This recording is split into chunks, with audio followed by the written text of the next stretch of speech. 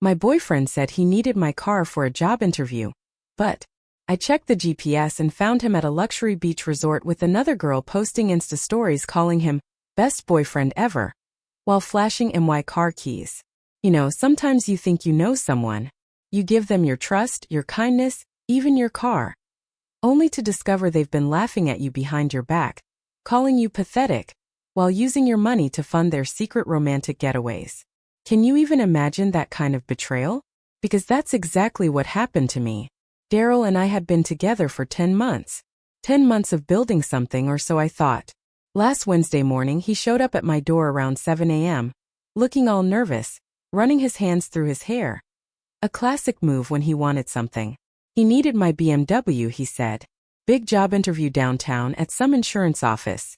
His old Toyota was making scary grinding noises, and he couldn't risk it breaking down. This new job, he promised, paid way more than his current gig at Target. I was happy for him, genuinely. Happy he was finally trying to move up. So without a second thought, I just handed him the keys. Thursday morning he texted, all excited. The interview went great.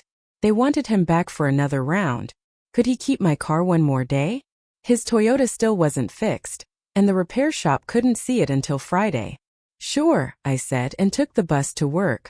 By Thursday night he was practically bursting with good news. They'd offered him the job. But there was one more meeting, a final formality. Friday rolled around and he asked to keep the car through the weekend. This insurance place wanted him at some team-building event, a retreat for managers, at a fancy resort upstate. All expenses paid. Weekend work stuff seemed a little odd, but hey, maybe that's just how the corporate world works.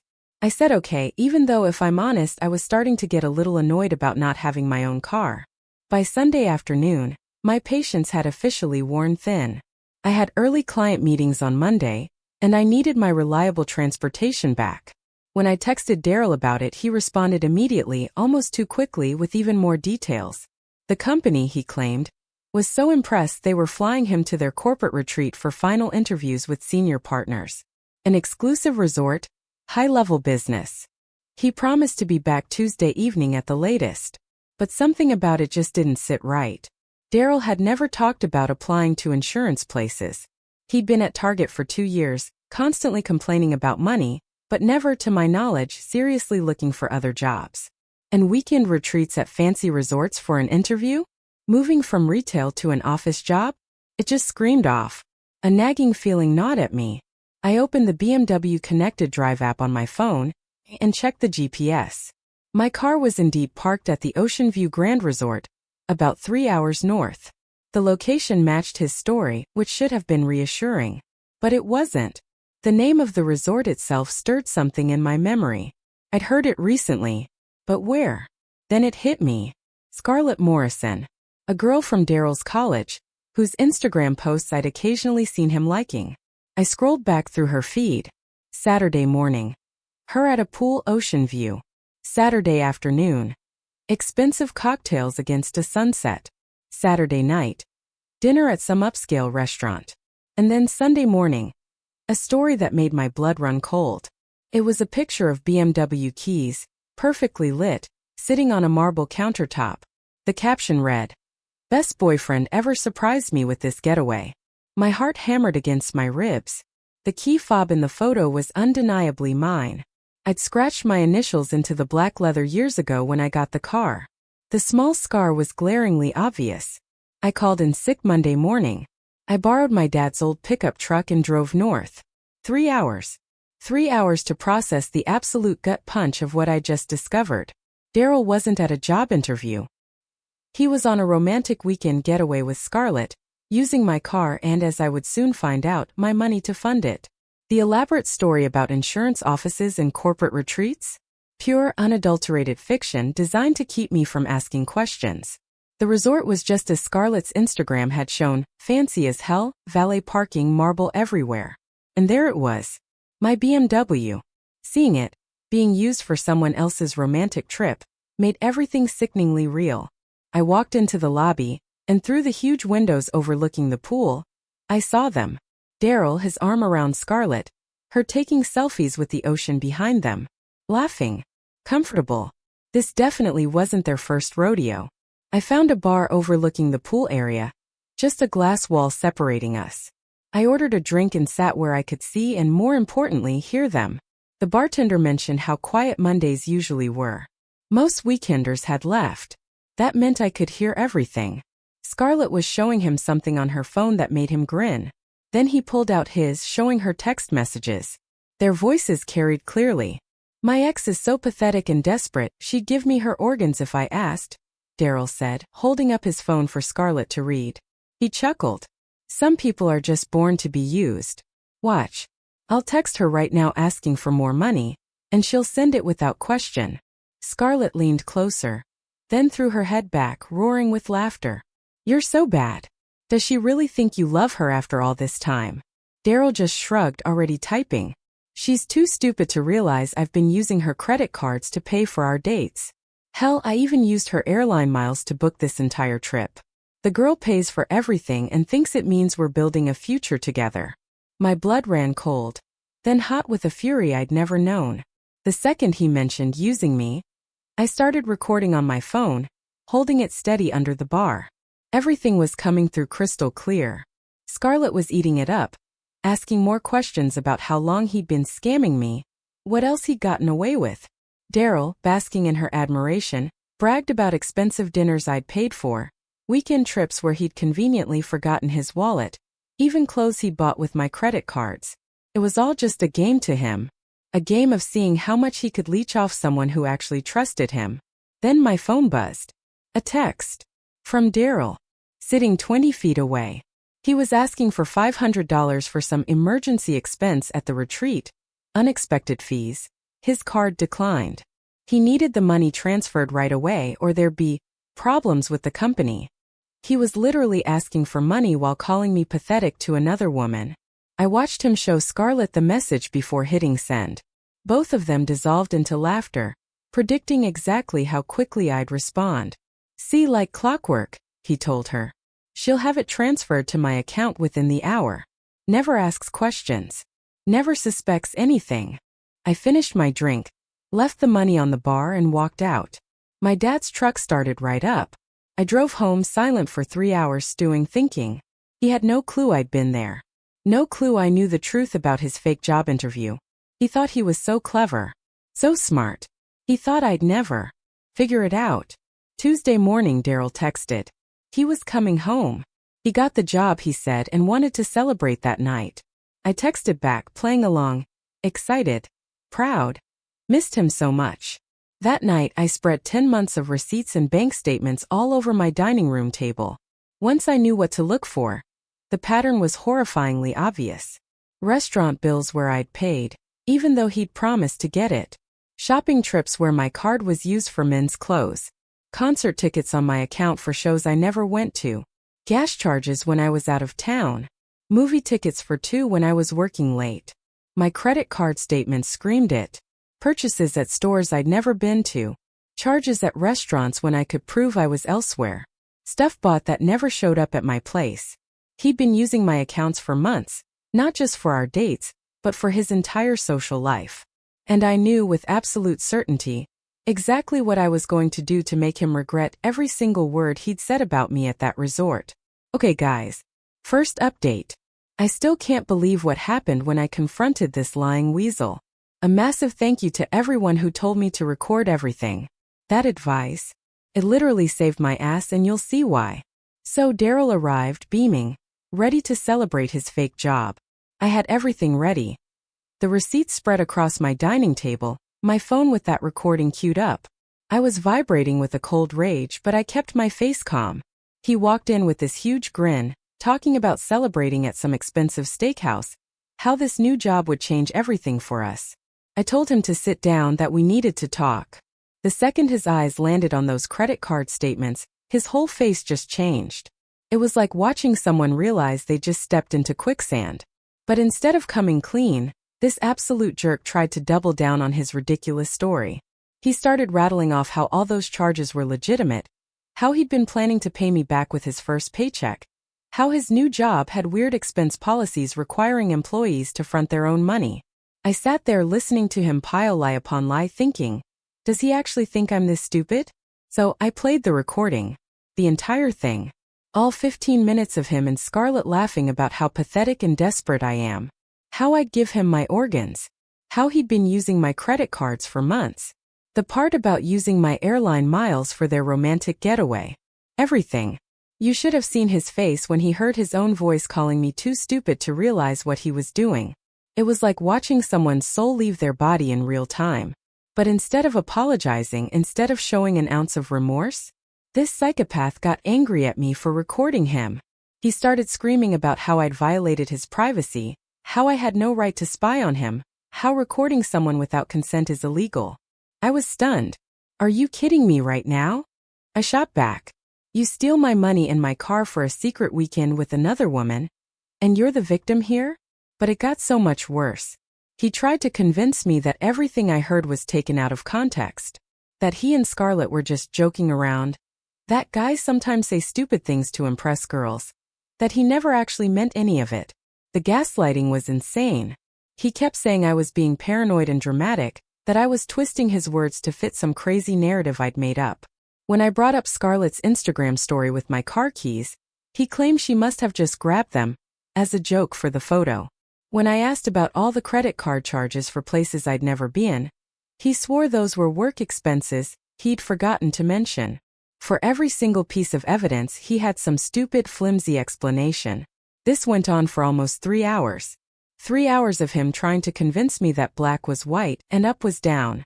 He kept switching between being defensive and trying to be sweet, telling me how much he loved me, how hurt he was that I didn't trust him. At one point he even started crying, saying I was destroying the best relationship he'd ever had over a misunderstanding. But here's where it got truly twisted.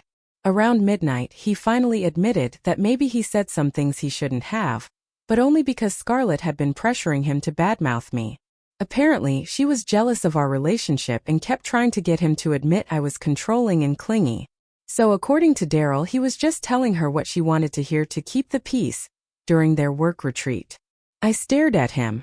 Why the hell would you need to keep the peace with some random girl from college during your job interview? That's when more truth started to unravel. Turns out Scarlett does work at a company, and she had supposedly recommended him for a position there. The resort weekend wasn't with his new job at all. It was some networking event for young professionals that Scarlett had invited him to. But even that was garbage because when I pressed him for details about this alleged job, he couldn't give me anything concrete. No company name, no job description, no interview dates. Just vague nonsense about opportunities and how connections matter more than experience. Finally, around 2 a.m., I told him I was done listening to his lies. I wanted my car keys back immediately, and I wanted him to transfer money back to my account to cover all those fraudulent charges. That's when he completely lost it. That's when he showed me who he really was. He started yelling, shrieking about how I was the one using him. How he'd been doing me favors by dating someone like me. How I should be grateful he even wanted to be seen with me in public. Real charming stuff. He said I was lucky to have a guy willing to let me pay for things, since most men would never put up with a controlling girl who keeps receipts and spies on her boyfriend.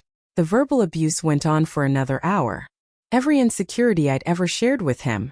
Every vulnerable moment from our 10 months together.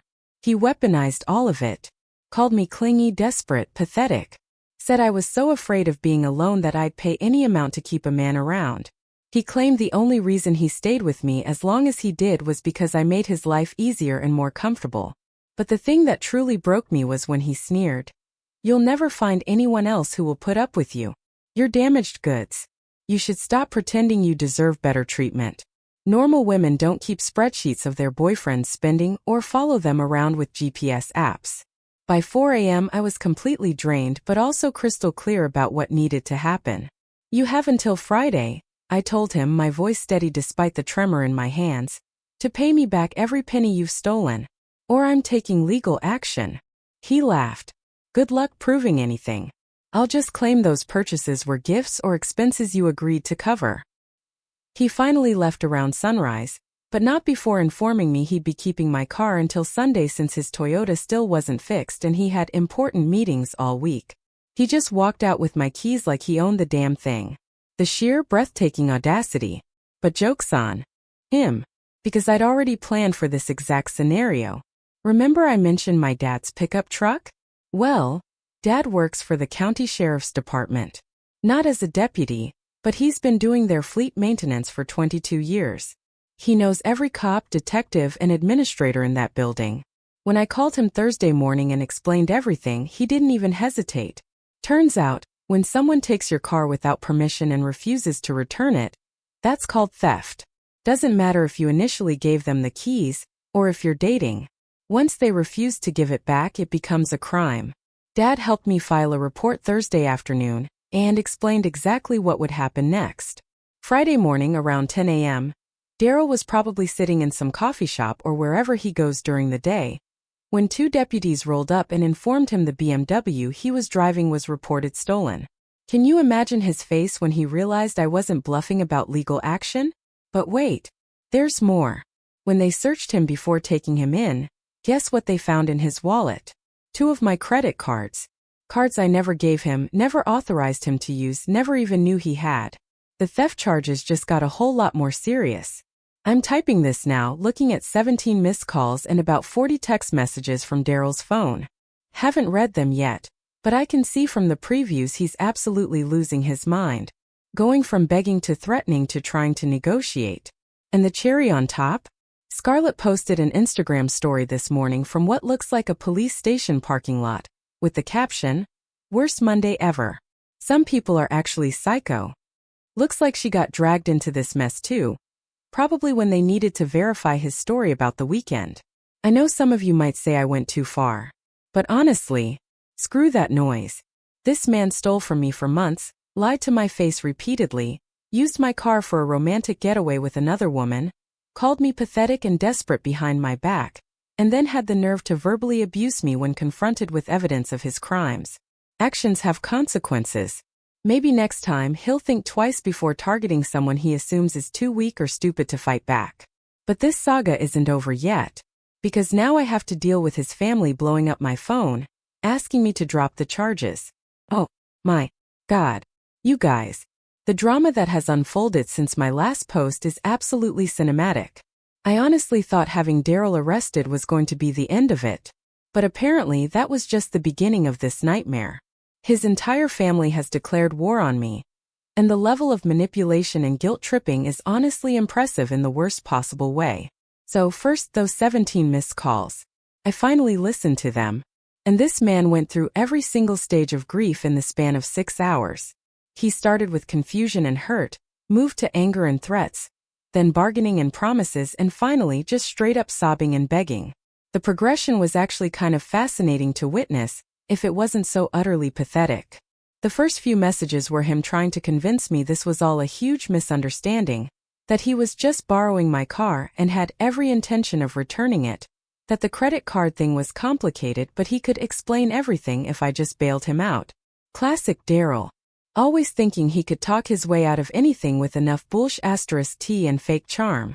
By message number 8, he was getting nasty, telling me I was vindictive and cruel, that I was destroying his life over petty relationship drama, that I was too immature to handle adult problems, and was running to daddy to solve my problems for me. Real rich, coming from someone who literally stole my money to impress another woman. But okay, Daryl. The last few messages were just pure desperation. Crying, saying he loved me more than anything, that Scarlett meant nothing to him, and he was just trying to network for his career, that he'd never forgive himself if I didn't give him another chance. The manipulation was so obvious, yet part of me still felt bad listening to someone I once cared about completely fall apart. But then his mother called me. Connie. I'd met her maybe 3 times in 10 months. She'd always been polite but distant.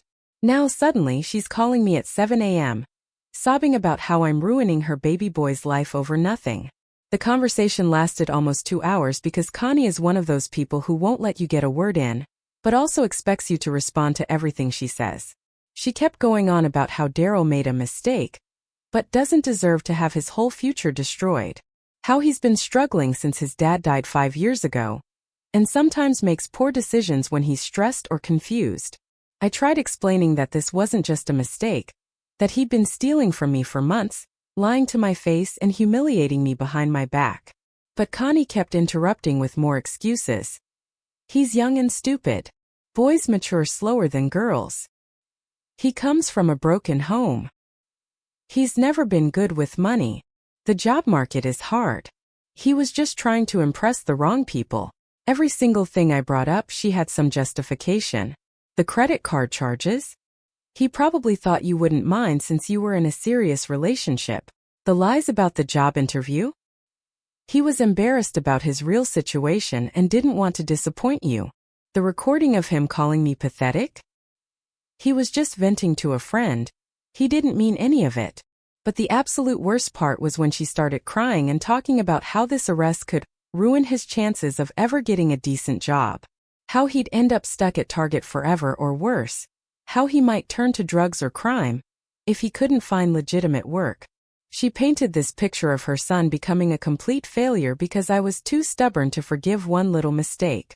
Then she dropped the ultimate guilt bomb. How his dad would be so disappointed if he could see what was happening. How she'd already lost her husband and couldn't bear to lose her son too. How she'd worked 2 jobs to put Daryl through college, and this was going to make all that sacrifice meaningless. By the end of the call, I was actually starting to feel guilty, which is insane when you think about it. This woman had me questioning whether I was overreacting to being stolen from and cheated on. The manipulation was so smooth and emotional that for a hot minute, I actually wondered if maybe I should just drop the charges and move on. But then Wednesday, his sister Emily started texting me. Where Connie was all tears and emotional manipulation, Emily went straight for the jugular with pure aggression and threats. She called me a psycho B*T, who was trying to destroy an innocent man because I couldn't handle being dumped. She claimed everyone in their family knew I was crazy and controlling, and they'd been waiting for Daryl to wise up and leave me. The text just kept coming all day. Emily telling me that Daryl had confided in her about how suffocating our relationship was, how I monitored his spending, and tracked his location like some kind of stalker. How he'd been planning to break up with me for weeks, but was afraid of how I'd react. According to her, the weekend with Scarlett was his way of finally building up the courage to end things with me. She said I was exactly the type of vengeful ex who ruins men's lives when they try to leave, and that she'd make sure everyone in town knew what kind of person I really was. She'd blast my business on social media and tell everyone I was a lying, manipulative girl who couldn't handle rejection. The threats escalated. She was going to call my work. She was going to post my personal information online. She was going to show up at my apartment and confront me. Real mature stuff from a 26-year-old woman defending her criminal brother.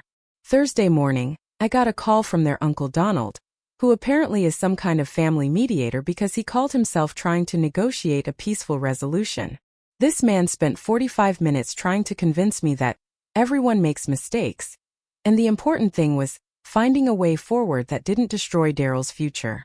Donald kept emphasizing how young people today don't understand the seriousness of their actions, how social media and dating apps have made relationships more casual and confusing.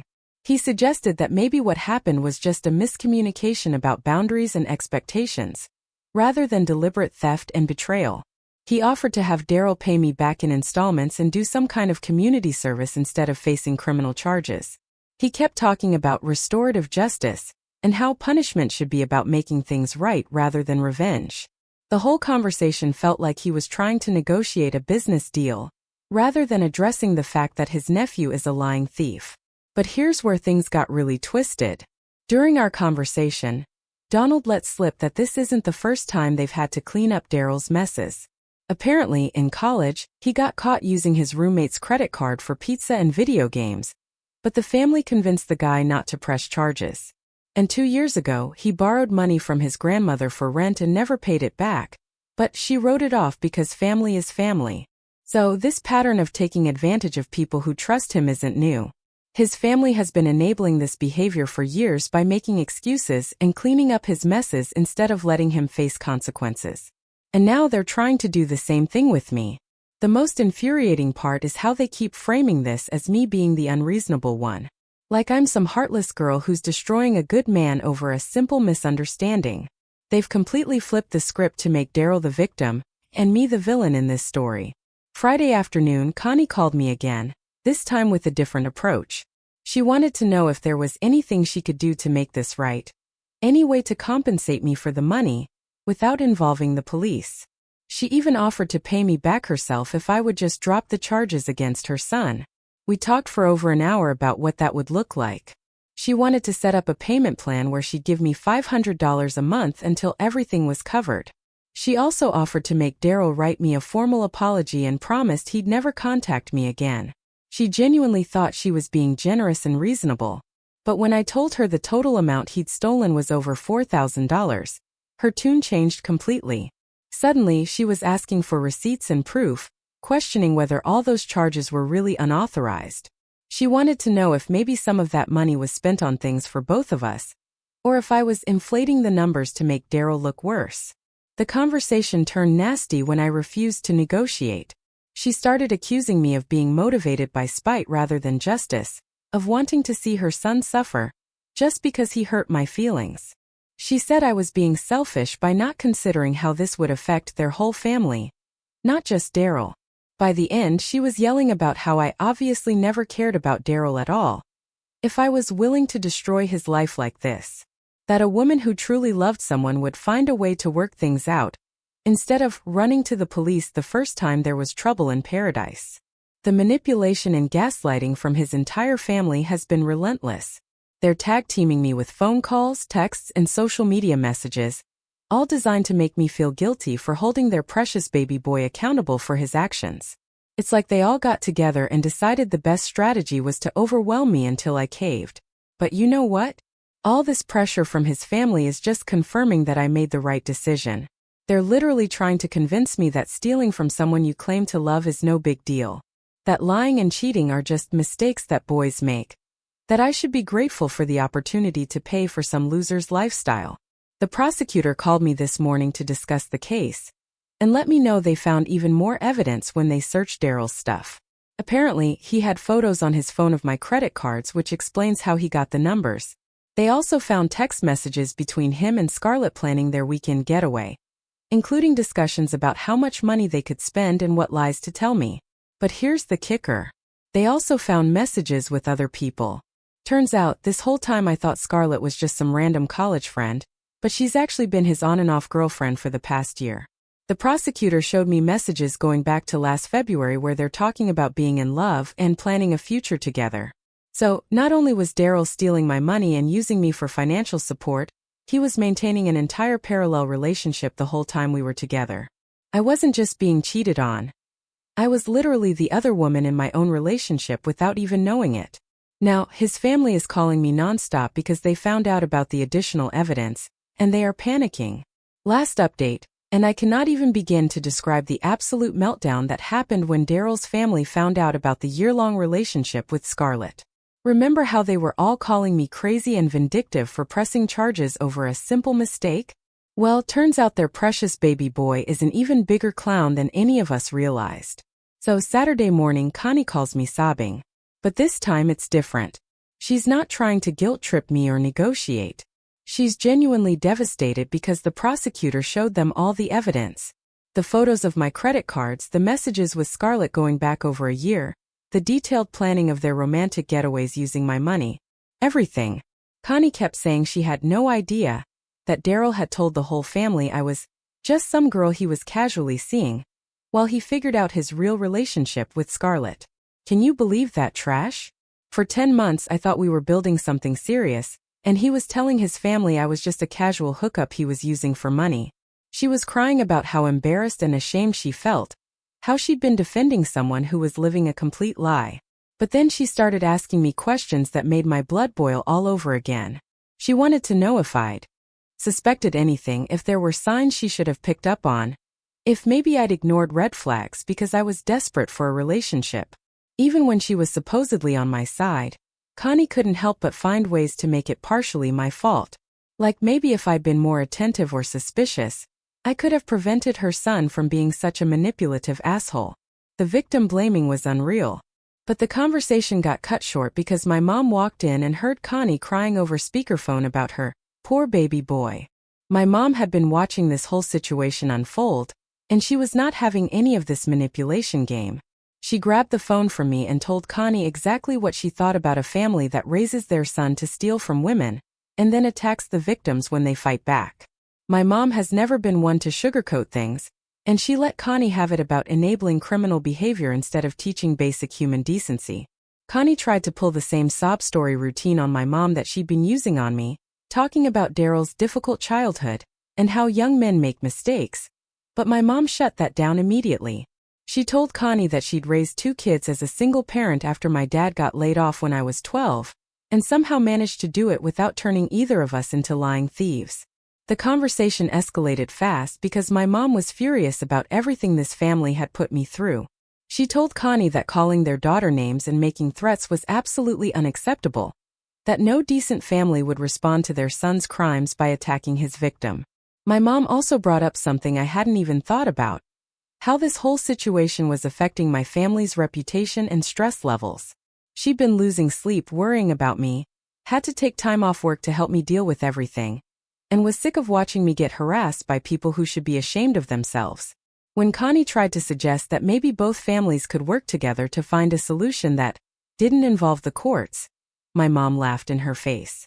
She told Connie that the time for family mediation was before her son decided to commit multiple felonies, not after he got caught. The call ended with my mom telling Connie that if anyone from their family contacted me again, she'd be filing harassment charges on top of everything else. That they'd had their chance to raise their son right, and they'd failed, and now they could deal with the consequences of that failure. After she hung up, my mom sat me down for our own long conversation. She'd been biting her tongue for weeks because she didn't want to influence my decisions, but she was so proud of me for standing up for myself instead of letting people walk all over me. My dad came home while we were talking and joined in. He was still angry about having to watch his daughter get victimized by someone she trusted, but he was also incredibly proud that I'd had the courage to fight back instead of just accepting the abuse. But the real drama started when Emily showed up at my apartment Sunday afternoon. Not threatening or aggressive this time.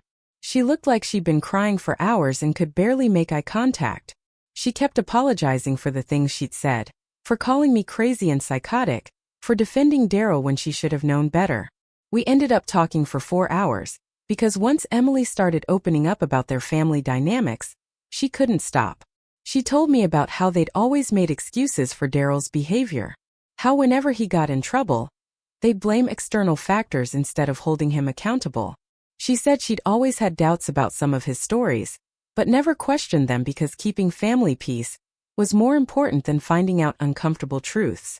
Like when he'd come home with expensive clothes or electronics he claimed were gifts from friends, or when he'd borrow money from their grandmother and then never mention paying it back. Emily admitted she'd suspected something was wrong with our relationship because Daryl never seemed invested in it, the way she'd expect from someone planning a serious future. He'd make jokes about my clingy behavior and laugh about how I always wanted to pay for everything, but she'd assumed that was just normal relationship complaining. She was crying, talking about how guilty she felt for participating in their family's pattern of attacking Daryl's girlfriends whenever problems came up.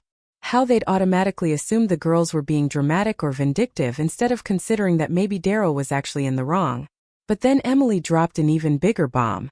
She visited Daryl in jail and confronted him about everything, demanding he tell her the truth about our relationship and what he'd really been doing for the past year. She said Daryl showed no remorse whatsoever when talking to family. He was angry about getting caught, frustrated that his plans with Scarlett were ruined, and resentful that I'd had the nerve to fight back instead of just accepting the breakup quietly. He told Emily that I was exactly the type of desperate woman who deserved to be taken advantage of, because I was too needy and insecure to demand better treatment. That he'd done me a favor by staying with me as long as he did, since most guys would have run away from someone so clingy and controlling. The thing that hurt most was learning how he described intimate moments we'd shared to his family, private conversations where I'd opened up about my fears and insecurities. He turned into evidence of my mental instability. Times when I'd been vulnerable and honest with him, he'd used to convince his family that I was the problem in our relationship. He'd painted me as this obsessive, possessive girlfriend who monitored his every move and demanded constant attention. According to his version of events, the credit card usage was me forcing him to let me pay for things so I could hold it over his head later. The car borrowing was me being controlling about his transportation options. Hearing how he'd twisted our entire relationship into this narrative where I was the abusive one and he was the victim was absolutely devastating. But it also made me realize how calculated everything had been from the beginning. He'd been building this version of events for months, probably planning to use it as justification when he finally decided to leave me for Scarlett. Monday morning, the prosecutor called with an update. They'd offered Daryl a plea deal that would involve him paying back everything he stole, plus penalties, doing community service, and staying away from me completely. But he'd rejected it because he still insisted he hadn't done anything criminal. His lawyer was apparently trying to argue that everything was consensual, because we were in a relationship, that I'd given him permission to use my accounts, and never explicitly revoked that permission. They wanted to frame the whole thing as a civil matter between ex-partners rather than criminal theft. The prosecutor said cases like this were tricky because proving intent to steal in romantic relationships could be challenging, but the recording I'd made at the resort? That was crucial evidence. It showed Daryl's true mindset and intentions. His own words about using me and targeting my vulnerabilities would be nearly impossible for his lawyer to explain away. Then Donald called me one final time. But his whole approach had completely changed. No more talk about family mediation or restorative justice. He was genuinely desperate and wanted to know what it would take for me to accept a settlement and drop the criminal charges. He offered to pay back double what Daryl had stolen, plus cover any therapy costs or other expenses related to what their family had put me through. He wanted to write a formal apology on behalf of the entire family and promised that none of them would ever contact me again. But when I asked why they were suddenly so eager to settle, Donald admitted that Daryl's case was attracting attention they didn't want. Apparently, some of the details had gotten out, and people in their social circle were starting to ask uncomfortable questions about their family. The conversation got heated when I refused to consider any deal that involved dropping the charges. Donald couldn't understand why I wouldn't just take their money and move on. Why I was insisting on destroying Daryl's future, when they were offering to make me financially whole. I told him that money was never the point. The point was ensuring that someone who'd spent months manipulating and stealing from me faced real consequences for those actions. That their family's first instinct being to cover everything up and protect their reputation was exactly the problem. Donald got angry and accused me of being vindictive and unforgiving, saying I was letting my hurt feelings cloud my judgment about what was best for everyone involved. He suggested that maybe I should think about what kind of person I wanted to be. Someone who showed mercy and understanding, or someone who destroyed lives out of spite. I told him I'd already shown what kind of person I was. Someone who refused to be victimized and manipulated by people who thought they could get away with it. That if Daryl's life was destroyed, it was because of choices he made, not because of my reaction to those choices. The call ended with Donald making one last desperate attempt to change my mind. He said he'd heard I was a good person from Daryl's stories about our relationship, that I had a kind heart, and wouldn't want to see someone's family suffer because of their loved one's mistakes. But I was done caring about their feelings or their family suffering. They'd had every opportunity to raise their son to respect other people and their property. And they'd failed. They'd had months to notice something was wrong when their unemployed son was suddenly living a lifestyle he couldn't afford. And they'd chosen not to ask questions. Wednesday morning, I got one final text from Daryl himself. Just 8 words. You destroyed everything we could have had together. Like even facing felony charges, he still couldn't acknowledge what he'd actually done wrong. Still convinced that I was the problem, and he was some tragic victim of my vindictive nature. I blocked his number without responding because honestly, what was there left to say? This man had shown me exactly who he was through his actions, his lies, and his complete inability to take responsibility for the pain he'd caused. The case is moving forward without any deals or settlements. Daryl will face trial for theft, fraud, and whatever other charges the prosecutor decides to file. His family can deal with the embarrassment and social consequences of having raised someone who preys on women who trust him. Watching him realize that I wasn't the desperate pushover he thought I was, that I had enough self-respect to hold him accountable for his actions regardless of how much it hurt, that was the moment his fantasy world completely collapsed. And honestly, it felt incredible. So, tell me, have any of you ever dealt with such mind-bending manipulation? How did you handle it? I'm truly curious to hear your stories in the comments below.